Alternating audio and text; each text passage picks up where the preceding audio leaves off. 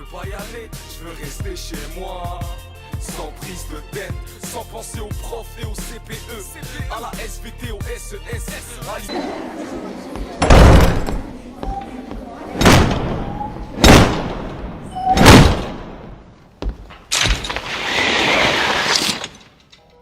Bonjour les sixièmes. Nouvelle vidéo sur mon petit pote, le petit prince. La dernière fois, on a parlé de la couverture. Aujourd'hui, on va parler d'un bout de texte. Mais un bout de texte très particulier puisqu'il s'agit de la dédicace. Une dédicace? Eh bien on va voir ce que c'est ensemble. Pour suivre ce cours, je vous rappelle que vous devez télécharger la pièce jointe qui est sur Pronote pour avoir les questions que je vais traiter dans cette vidéo. À Léon Verte. Je demande pardon aux enfants d'avoir dédié ce livre à une grande personne. J'ai une excuse sérieuse. Cette grande personne est le meilleur ami que j'ai au monde. J'ai une autre excuse. Cette grande personne peut tout comprendre, même les livres pour enfants. J'ai une troisième excuse. Cette grande personne habite la France où elle a faim et froid. Elle a bien besoin d'être consolée. Si toutes ces excuses ne suffisent pas, je veux bien dédier ce livre à l'enfant qu'a été autrefois cette grande personne. Toutes les grandes personnes ont d'abord été des enfants, mais peu d'entre elles s'en souviennent. Je corrige donc ma dédicace. À Léon Verte, quand il était petit garçon. Antoine de Saint-Exupéry, le petit prince. Qu'est-ce que c'est beau? Qu'est-ce que c'est? Vous vous souvenez, dans le dernier cours, je vous ai dit que Le Petit Prince, c'était un livre qui était fait pour les enfants et pour les adultes. Et là, on a quelque chose qui est dit qui est magnifique. Cette grande personne peut tout comprendre, même les livres pour enfants. C'est-à-dire, donc, selon Saint-Exupéry, que son livre, qu'il dit être pour les enfants, est compliqué à comprendre pour bien des grandes personnes. Comme si en devenant adulte, on avait perdu quelque chose. Moi j'espère que c'est pas encore tout à fait perdu et que j'ai peut-être gardé de quoi comprendre avec vous Le Petit Prince. Toutes les grandes personnes ont d'abord été des enfants, mais peu d'entre elles s'en souviennent. C'est une phrase magique, émouvante, assez connue aussi, qui parlera forcément à beaucoup d'adultes. Mais passons pour l'instant et revenons au contenu du cours qui vous est destiné, vous, 6e, qui n'êtes pas encore des adultes. Je vous ai mis la définition de dédicace. Je la lis avec vous. Dédicace, nom féminin du latin dicare, qui veut dire consacrer. Première définition donnée dans le dictionnaire, consécration d'un temple, d'une église, d'une chapelle au culte divin. Deuxième définition donnée dans le dictionnaire, sens figuré, ce que signale le FIG, F-I-G, formule inscrite par un auteur en tête d'un livre en hommage à quelqu'un à qui elle dédie ou offre ce livre.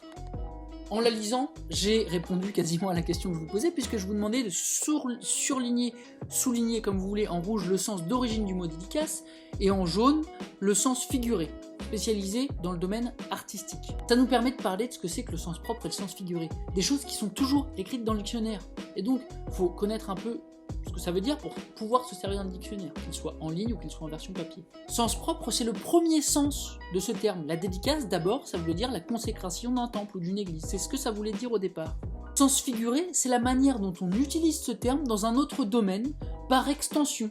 Par extension, aujourd'hui, une dédicace, quand on parle d'un livre, c'est effectivement le fait de rendre hommage à quelqu'un au début d'un livre, quelqu'un à qui on offre ou à qui on veut dédier le livre. Concernant cette dédicace, histoire qu'on soit bien sûr de quoi on parle, regardez la question 2 et 3.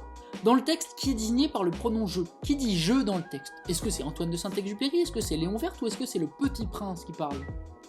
Cette question va avec la suivante. À qui est-il dédicacé ? À qui est destiné ce mot ? D'accord ? Pour qui il est ? Pour Antoine de Saint-Exupéry ? Pour Léon Verte ? Ou pour le Petit Prince ? Je vous laisse 2 secondes pour réfléchir.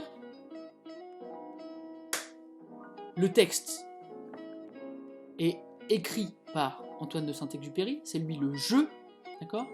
Et il est destiné à Léon Verte, son meilleur ami. Là où ça devient plus délicat, c'est la question 4, à qui s'adresse l'auteur de cette dédicace de façon générale ? Il faut relire la première phrase. « Je demande pardon aux enfants d'avoir dédié ce livre à une grande personne. » À qui parle-t-il ? À qui demande-t-il pardon ? À moi, monsieur, le petit Clément ? En fait, s'il demande pardon aux enfants, c'est qu'en fait, il s'adresse à tous les enfants qui vont lire son livre. Excellent. Effectivement, Saint-Exupéry s'adresse surtout aux enfants. C'est un livre pour les enfants, il fait plaisir à son ami, d'accord ? En lui dédiant ce mot, bien entendu.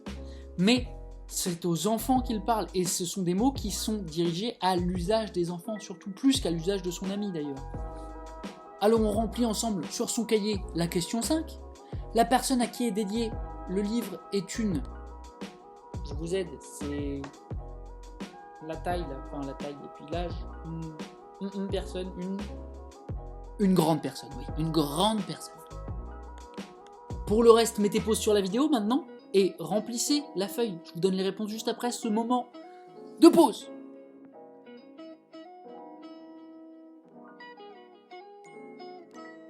C'est donc le meilleur ami de l'auteur. Cette personne peut tout comprendre. Elle habite la France où elle a faim et froid. Et elle a besoin d'être consolée. Tout ça, c'est ce qu'il y a à la fin. D'accord ?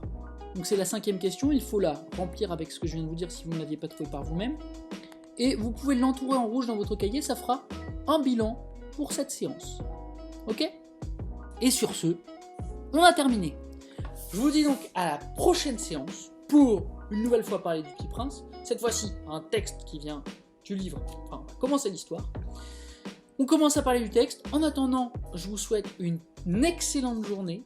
Je vous dis à très bientôt. Prenez soin de vous, prenez soin de votre famille. Ciao!